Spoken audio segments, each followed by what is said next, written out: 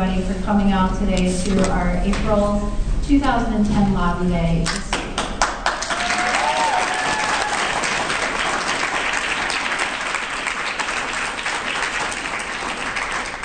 Take a moment to look around you and see the magnitude of support that we have here and magnitude of voice that came out to support our cause today. This has been years in the making, and now we have a House and a Senate version with passionate members of Congress behind us.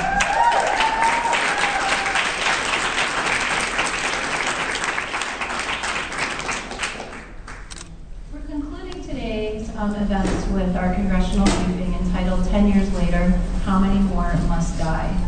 And many of you today handed out a sheet in your packets to members of Congress that had a few examples of young women who have lost their lives to eating disorders. 2 of whom died in September of 2000, 2 days apart. It's my privilege to introduce Mr. Ron George, who will share the story of his daughter, Leslie, who died in September of 2000. I don't think your story needs any further introduction from me. We just really thank you for coming back to share the power of Leslie's voice.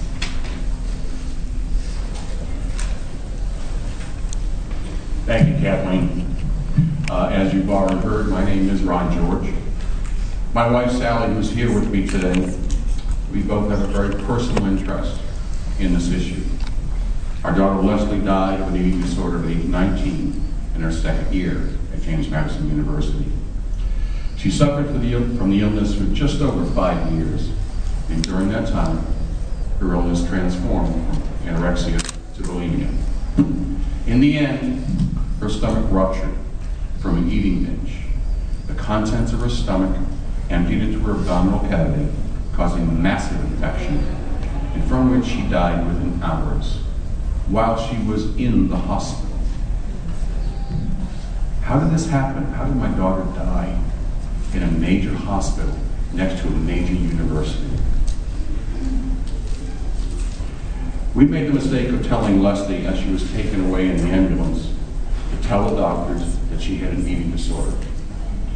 In retrospect, that was a huge mistake. Because Leslie disclosed that she was bulimic, her physical conditions were ignored.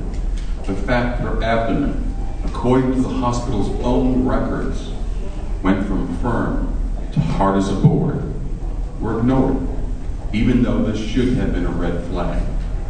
Many doctors have told me this. But because the doctors are undereducated and ignorant about eating disorders, they dismissed her red flag symptoms.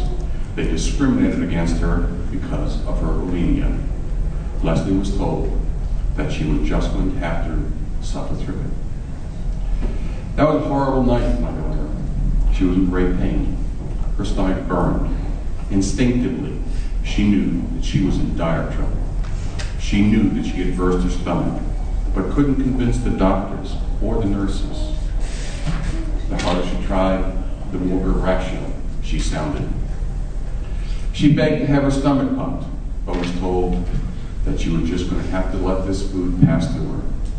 She was very agitated, understandable under the circumstances, which reinforced the opinion that this was just a psychotic episode. She was given Ativan to calm her down, but she reacted very poorly to it. She acted very strangely that night, sometimes not recognizing her mother, and other times talking like she was someplace else. She was in pain all night long and desperate for relief. Her mother spent the night with her trying to calm her, but Leslie knew the truth. And she said it many times that night. She was going to die. At 8 the next morning, she was seen by a doctor who ordered tests and an abdominal x-ray. Preparations were made to transfer her to the psychiatric ward. Her blood test came back with a severely elevated white cell count. Much of the elevation was due to the infectious material that had been emptied into her cavity. At 10:30, the x-ray was performed, which showed gas in her pelvis. A CAT scan was ordered, but was delayed because there was an emergency case ahead of her. At 2 that afternoon, she was taken to the CAT scan, which showed a white mass throughout her abdomen, indicative of the massive infection that had already taken place. She was intubated, and the fluid fluid retrieved was breath. It smelled of fecal matter. At some time that afternoon, Leslie bled out, meaning she lost the ability to maintain her own blood pressure as a reaction to the infection. In an attempt to maintain her blood pressure, she received blood and other fluids, and her body swelled to seemingly twice its normal size. Preparations were made to transfer Leslie to the medical center at UVA by helicopter. Now remember, this was 2 o'clock when they learned this. It wasn't until 7:30 at night she arrived at UVA. It was 4.5 hours had passed. When she arrived at UVA, they again tried to stabilize her so they could prepare for surgery. Upon opening her body cavity, the doctors encountered the septic shock and the massive infection. They irrigated her abdominal cavity several times before surgery could even begin. They removed Leslie's stomach. It was black. It was dead, along with other parts of her intestines. At 9 p.m., the 2 doctors from the surgical team came to talk to us and to let us know what they were doing to save Leslie, although they didn't put it in quite those terms at the time. They told us that they would tie her esophagus directly to her upper intestine, and they would insert feeding tubes and elimination tubes. And hopefully over the course of several months, they would be able to recreate a partial stomach from her remaining intestines. If successful, she would spend 4 months or longer in intensive care, followed by a year or more of recuperation.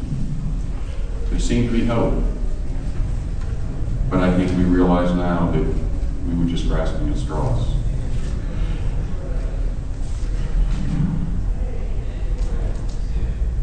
After surgery, we spent the night in the hospital surrounded by our friends and her JMU roommates. All night we prayed for Leslie, prayed that despite what our eyes told us, she would survive. At 5 a.m., the doctors advised us that they could no longer they could keep Leslie alive for several days, but it's unlikely that she would ever again live a normal life. Her vital organs, including her brain, had been without oxygen for too long to be viable. Leslie was too proud to live like that, and we couldn't do it. At 5:35 Friday, September 29th, 2000, she was pronounced dead at age 19.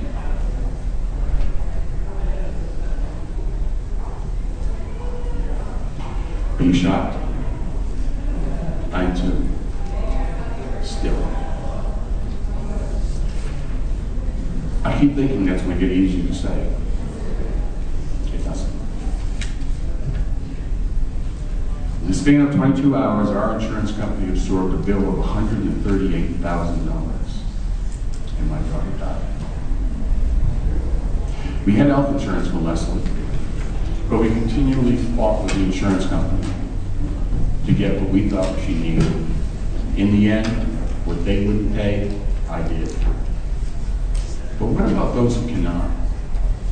What about those who cannot afford the costs of this? It just seems wrong and unfair. I've always believed that it could have ended differently if she had not been labeled with an eating disorder. And if my wife Sally and I had known then what we know now, Leslie might still be alive. We would have fought the medical staff to pay attention to the facts that were before their very eyes. I'm much more informed now. Unfortunately, that's not true for most parents. And medical personnel are in the same uneducated position that they were 10 years ago. They have little effective information about eating disorders and few tools which to prevent and or deal with these illnesses. And lives are being lost still as a result. Eating disorders cause tremendous suffering for the victims and their families. They're expensive to treat. But the case can be made very strongly that the earlier the treatment is started, the more successful it is. Anorexia nervosa has the highest mortality rate of any mental illness. These very dangerous illnesses can be cured and they can be prevented, especially if medical professionals receive training on eating disorders. They are trained to do what they need to do when an abdomen appears as firm as my daughter's. Leslie would probably still be alive today if they were trained not to discriminate against her abdomen just because of a bulimic episode. Sally and I want to take this opportunity to add our voices to those encouraging our members of Congress to pass the Freedom Act. Without it, other parents will grieve for their lost children. Without it, other parents will not see the grandchildren. Without it, parents will watch the medical community treat eating disorders with ignorance. It's been 10 years since my daughter died. Must we wait another 10 years before doing something to prevent these senseless deaths? I urge you to pass the Freedom Act. It's time. Thank you very much.